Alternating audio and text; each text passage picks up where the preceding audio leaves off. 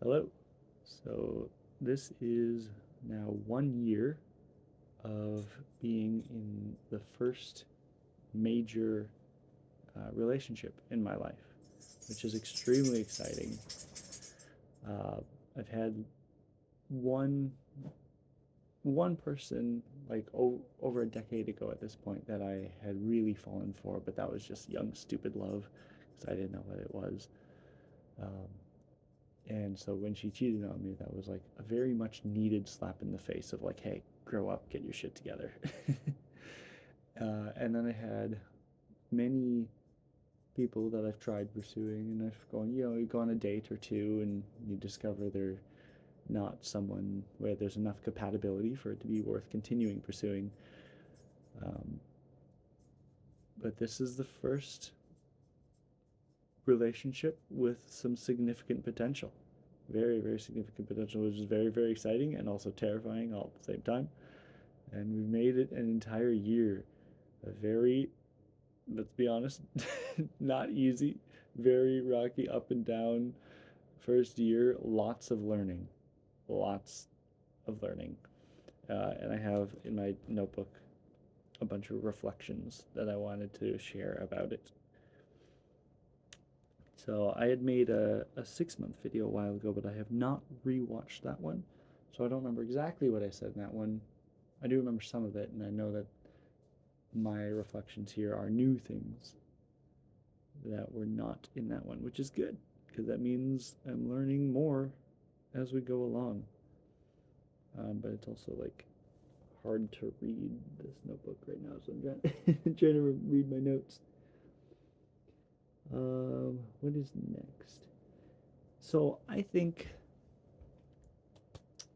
ultimately, at the most fundamental level, I think the most important thing for any relationship is two things. One is a mutual belief in objective truth, um, because I think that all like all potential relationship issues, whether it be a disagreement, a misunderstanding, whatever, in every conflict, in every issue, there is an objective truth, and either one of you or both of you, or maybe neither of you are wrong. Maybe one of you is wrong and needs to change their mind. Maybe both of you are wrong and need to change your minds. Maybe neither of you are wrong. You both are seeing things correctly, but from different perspectives, and you need to understand each other's perspectives to understand where each other are coming from and how to work together. But ultimately, you need that mutual belief in objective truth and the communication skills to be able to come to that objective truth together, to be able to work through um, the misunderstandings, the disagreements, the whatever, any form of issue, of tension, of disagreement. I think ultimately, as long as you believe that there is a place of common ground that you can come to and have the willingness and skills to work on coming to that solid ground, that shared understanding, that shared perspective, then every other relationship issue is either solvable or you will like discuss it and determine like an incompatibility, right? And so then who you choose to be with is ultimately down to compatibility.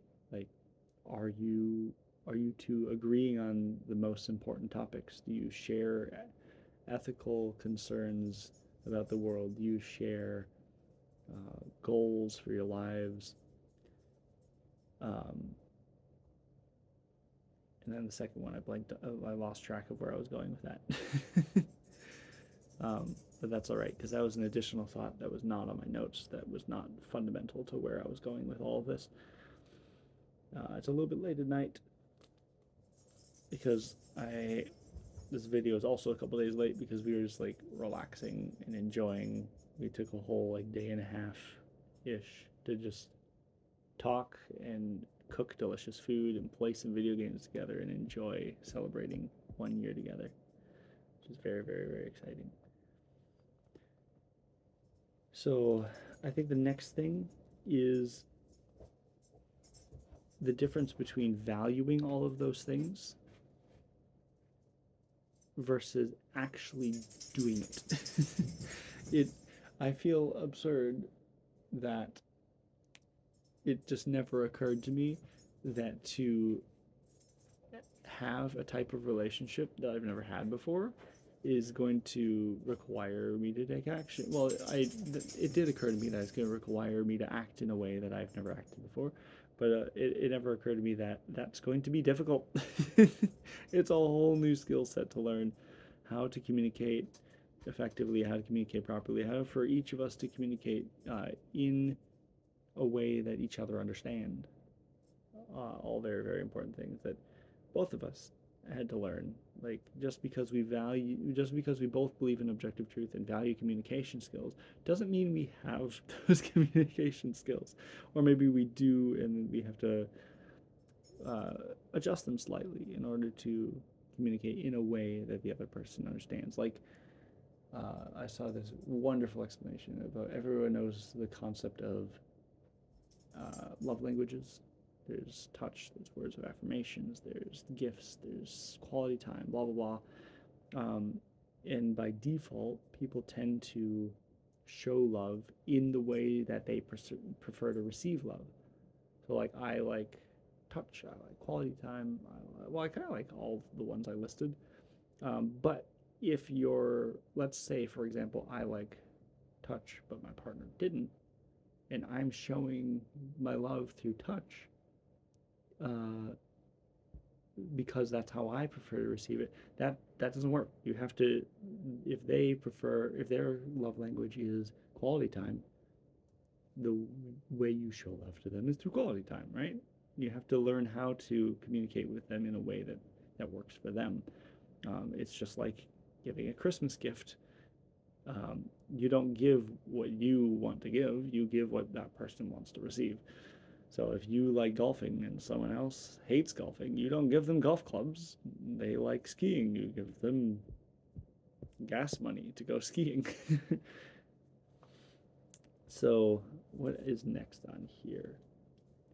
Yeah, the communication piece, because I also believe that um, for any relationship to work well, like you can have a tolerable relationship without this thing I'm about to go into. But I think in order for you to have a good relationship, you have to have complete, open, honest authenticity, which is extremely vulnerable. It puts you at risk for emotional wounding, for being hurt. To open yourself up and just say, like, this is who I am, this is what I care about, to fully, uninhibitedly express yourself. And because if you don't allow the other person to see who you truly are at your core, at your absolute deepest core, then they cannot truly know you. And how can they be in relationship to you and love you and care for you if you don't let them even see you at your deepest core? So that's a massive part of the challenge in that, is to be your complete, open, authentic, messy self. Is very vulnerable. It's very difficult. It's crazy that to be yourself is the most difficult thing. So that's something that needs to be learned through experience. So that's the next thing on here, is that I recognized after that first breakup a decade ago that I didn't want to jump right back into dating. I didn't want to jump right back into a relationship, because it's extremely important to take time in between relationships to kind of reassess things and recover from it and process it and do your grieving and your crying and do your emotional healing and all that wonderful stuff. But it did not occur to me that there is some healing that cannot be done outside of the context of a relationship, because there's only so much you can do on your own, because it isn't until you are in a relationship again and those types of situations happen again are you given the opportunity to make a different choice. Um, so that opportunity to either act in the same old way or to act in a new way is kind of a test, so to speak, to show yourself, have you learned the lesson? Have you changed? And you'll find that there's a lot of it's like if there's a severe injury in the body, you can't just do nothing. You gotta dig in there, do some surgery, or reset set the bone in place, or do something. You have to go back to where the wound happened in order to correct it, in order to clean it out, in order to bandage it up, to stitch it, whatever. Same thing with emotional wounds. You have to go back into those into those types of situations um, in order to do the healing work and reassess everything about the situation, how you feel about it, how you could act, all these different possibilities, and to figure it out. What is next on the list?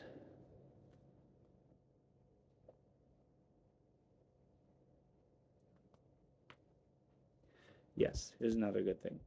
Learning to work together against the problem instead of against each other. Subtle, but powerful, definitely worth noting. Insanely, insane that that's difficult. Um, here's one of my favorite pieces is in every single exchange. Imagine I say a sentence, you say a sentence back to me. Right there's at least 13 plus ways that can go wrong. So there's what I think versus what I say. So do I say what I mean? Am I explaining myself effectively? Am I using my words properly? That's a spot where something could go wrong. So what I think versus what I say, and then from what I say to what you hear. Did you hear me correctly? What you hear versus what you interpret from what you heard. Did you understand my words? Not just did you hear me right, but did you understand me? And then from what you think I said to what you process and decide as your response. And then from what you process as your response to what you actually say, are you using your words correctly? And then what you say to, are you explaining yourself effectively? From your words to what I hear, am I hearing you correctly? From what I hear to what I interpret from what you heard, did I understand what you said correctly? From what I think you said to processing that and deciding what my response is. So that's 7 or 8 or something. And then there was this other little tangent that I can't quite remember at the moment, but this other way in which there was more potential. So there's this whole loop here, and then there's more stuff. There's at least, I say something, you say something, at least 13 ways that can go wrong. Insane that anyone is able to effectively communicate anything with anyone. So I thought that was really fascinating. So if you have any other ways in which communication can go wrong, by all means, please explain it to me down in the comments, because I am fascinated by this. I felt that was a very important point to make. Another great part of this, another thing I've learned is that the depth of connection that you are capable of having with another person is limited by the depth of your connection with yourself. So if there are aspects of yourself, your shadow, for those who are familiar with traditional psychological terminology, that's going to limit your capacity to connect with another person, to communicate with another person. The classic Jungian psychology that the shadow will direct your life, that it will control your actions without you even realizing it. These unconscious biases that will warp your behaviors and responses. So your internal work has to come first, which kind of goes back a little bit to what I said in my 6-month video, but I think is a slightly different way of saying that. And I think the last most important piece of this is generally you would assume once you get in a safe, emotionally safe, physically safe, wonderfully loving connection with another person, where you genuinely care about each other, you want the best for each other, you want to truly know each other and not just know you don't want to be a fair weather friend. You want to know the whole of that person. You want to understand their past, of how they've become who they are. You want to know all of their emotional wounding that they're actively working on healing. You want to know everything about them. You would think that would be like this wonderful sunshine and rainbows situation where it's like everything's great.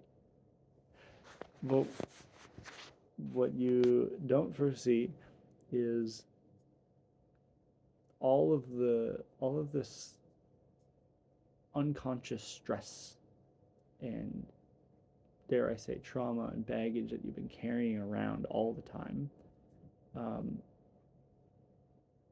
and you unconsciously keep it all bottled up because you don't, like, as you're going through life and horrible things happen to you and you don't have the time or space to process them, and so you just automatically push it down. You don't even realize that you've pushed it down and that there's processing needing to happen until you get somewhere safe. I'm going to give a little example of that before I expand upon it. It's like if you're in war, you're in the trenches, and you're getting shot at, and your best friend gets killed right next to you. There's no time to be crying. You have to keep moving forward. If you break down, you will die. And then only once you get back home, that's when all this awful shit bubbles up. When you're safe is when all the awfulness can be processed. And same thing in relationship. When you do get into a wonderful loving connection with someone, then suddenly, and then this is not just me, this is both of us and every human essentially, that's when all this horrible, this vile sludge, emotional sludge, comes spewing out of this, and is very unexpected. But I think it's something that I wish I would have heard more about and been able to expect. That would have been very, very helpful if more people would have told me that all of my emotional wounding around what I thought relationships were going to be like, and then turns out they're not that way, and that they're actually this way, and this is good to learn what real healthy connection actually looks like. But then there's a lot to process. There's a lot to process. And you feel bad for it. It's like you found this person that you've been looking for forever, and it's like, let's have some fun. Let's go on date nights. Let's talk about like things that we want to do together. But nope. You gotta process shit. Both of you. And that can get exhausting, and so it's important to balance it all, which is extremely difficult. But it's better to try than to settle for something shitty. question everything.